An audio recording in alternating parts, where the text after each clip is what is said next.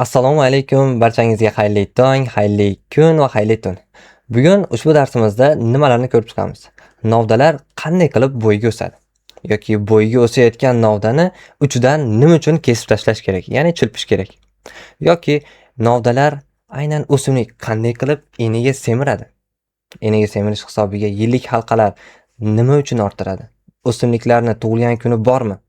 Mana shu savollarga ushbu slaydimizda javob beramiz. Qani bo'lsam ketdik. Novdalarni bo'yiga o'sishligini nimalar ta'minlaydi desa, uchki kurtak ta'minlaydi. Uchki kurtak aynan o'zidan novda hosil qiladi va ana shu bo'yiga o'sishlikni ta'minlaydi. Bo'yiga nima hisobiga o'sadi desa, hosil qiluvchi to'qimani uchki konus degan hujayrasi bor edi. O'simliklarni uchida, poyasini uchida va ilzini eng pastki uchida joylashgan bo'lardi. Va uchki konusda tuzilishi aynan ushbu rasmda keltirilgan. Ko'rayotgan bo'lsanglar, o'simliklarda mitoz jarayoni ketyapti va mana shu holatda bo'linyapti. Bu bo'linayotgan hujayra va bo'lim bo'lgandan keyin mana bunaqangi mayda-mayda hujayralar hosil bo'ladi. Uchki konus nimalardan tashkil topgan desa, meristema to'qima hujayralari, ya'ni yupqa qobiqli, tez bo'linish xususiyatiga ega bo'lgan hosil qiluvchi to'qima hujayralardan tashkil topgan bo'ladi. Va bu uchki konus yon novdalarni eng uchida ham joylashgan. Uchga, ya'ni bo'yiga o'suvchi asosiy novdaning ham eng uchida joylashgan hisoblanadi. Agarda mana shu o'simlik juda ham bir ozuqa moddalariga boy tuproqda yashayotgan bo'lsa, uchki konus hujayralari juda ham tez o'sadi. Bu degani tez o'sib ketadigan daraxt hisoblanadi. Aynan ozuqa moddaga boy joyda o'sayotgan bo'lsa. Endi yaxshi o'sayotgan o'simlikda uchidan nima uchun kesib tashlashlik kerak? Ya'ni nima uchun chilpish kerak?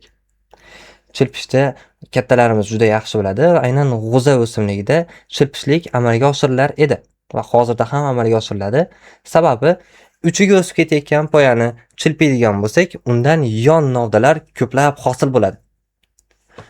Yon novdalarning o'sishligi bizga nimaga kerak? Masalan, biror bir daraxt olaylik. Mevali daraxt. Olma. Olma bo'yiga qarab o'sib ketayotganda eng uchidagi novdani kesib yubordik.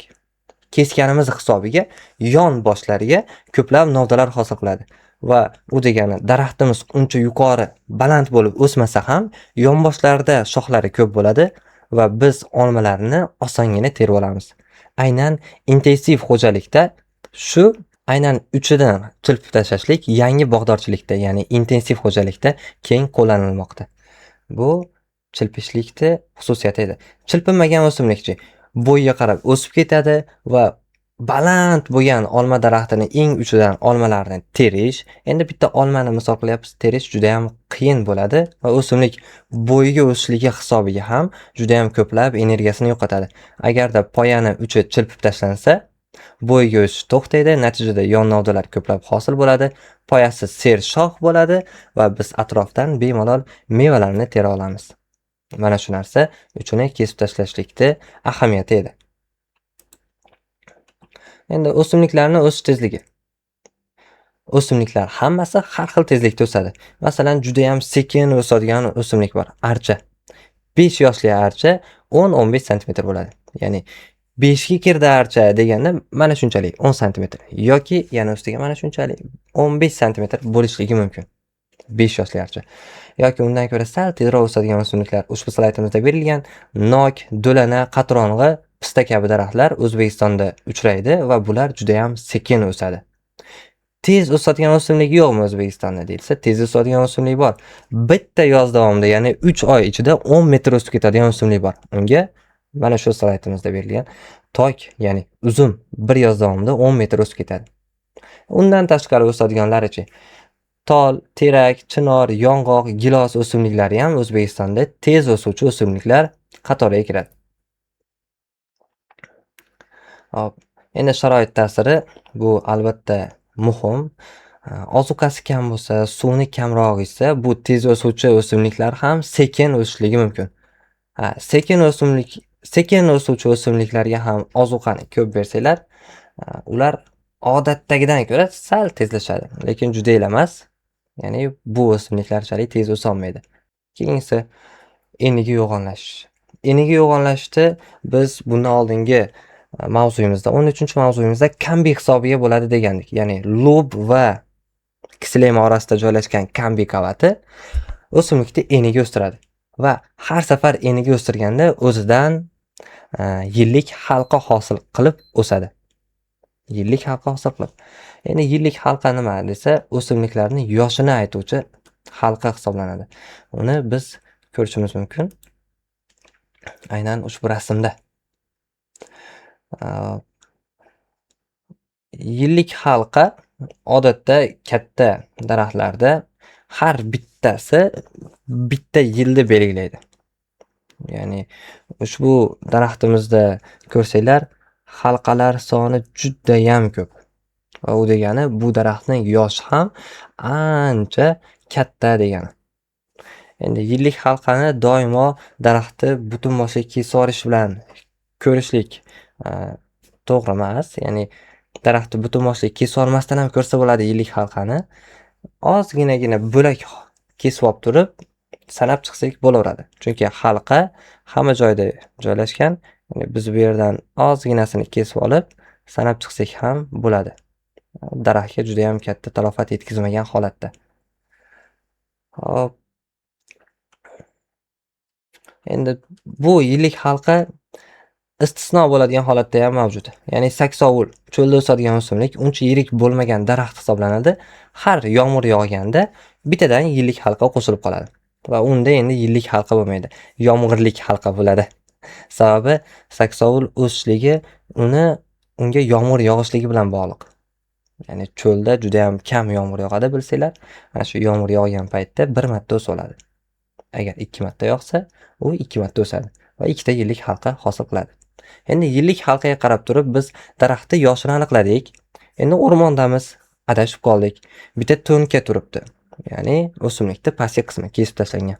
Unga qarab turib biz joylarni topalaymiz. Ya'ni qutblarni topalaymiz. Shimol qaysi tomonda, sharq qaysi tomonda, g'arb qaysi tomonda va janub qaysi tomonda. Hop, buni qanday topamiz deyilsa, ushbu rasmimizdagi daraxtda hamma yillik halqalar bir-biridan bir xil masofada joylashyapti. Hop, o'zi o'rmonlarda joylashgan yoki boshqa o'simliklarda yillik halqalar bu holatda bir xil masofada joylashmaydi. Ular bir-biridan har xilroq masofada joylashadi. Ya'ni qaysidir tomonda yillik halqalar zichroq bo'ladi. Qaysidir tomonda esa yillik halqalar sal zichmas, ya'ni xoliroq joylashgan bo'ladi. Xoliroq joylashgan tomoni u janub hisoblanadi. Endi zich joylashgan tomoni esa shimol hisoblanadi. Endi shimol va janubni aniqlab olgandan keyin shimol va janubni o'ng tomoni sharq, chap tomoni esa g'arb hisoblanadi. Mana shu holatda biz uyimizni topib kela olamiz agar o'rmonda adashib qolsak. Hop, bizga gigant daraxtlar haqida ma'lumot berilyapti va bu ma'lumotlarni biz oldingi mavzularda ham aytib o'tgandik. Avstraliyada o'suvchi evkalipt 150-155 metr bo'ladi. Aynan 3 ga hosil qilish to'qimasi hisobiga. U bunisi Avstraliyadagi evkalipt. Chap tomondagisi esa Sequoia dendron. Bu Kaliforniyada o'suvchi daraxt. 110-140 metr bo'ladi. Aynan Kaliforniyada o'suvchi Sequoia dendron urug'lari juda mayda bo'ladi, kichkina bo'ladi. Ya'ni 196 mingta urug'ini biz bitta paket ichiga soladigan bo'lsak, u zo'rg'a 1 kilogramm bo'ladi. Ana endi bitta qubbasi u bitta mevasi degani. Biz olmani meva deb oladigan bo'lsak, olma ichida 8 dona urug' bo'ladi. Buni bitta mevasida, ya'ni qubbasida 200 ta urug' bo'ladi. Endi o'zinglar o'ylanglar, 200 ta urug' mana shunchalik mevani ichida bo'lsa, urug'lar qanchalik mayda. Va ana shu qanchalik mayda bo'lgan urug'dan qanchalik yirik bo'lgan o'simlik o'sib chiqyapti. Bu Allohning mo'jizasi, qudratiga misol bo'ladi. Bitta misol. Ya'ni 140 metrlik. Darsimizni ushbu savollar bilan tugatamiz. Birinchi savol: novdan uchidagi o'sish konisi olib tashlansa, ya'ni chilpinsa, o'simlikda qanday o'zgarish yuz beradi? Ikkinchi savol: sekin o'sadigan 5 yoshli archaning bo'yi taxminan necha santimetrga yetadi? Uchinchi savolimiz: kambiy bo'linganda kambiydan ichkari tomonga qaysi to'qima hujayralari ajralib chiqadi? Kambiydan ichkari tomonga, ya'ni kambiydan ichkarida nima joylashganda, ana shuni aytsanglar bo'ldi. 4-chi savolimiz.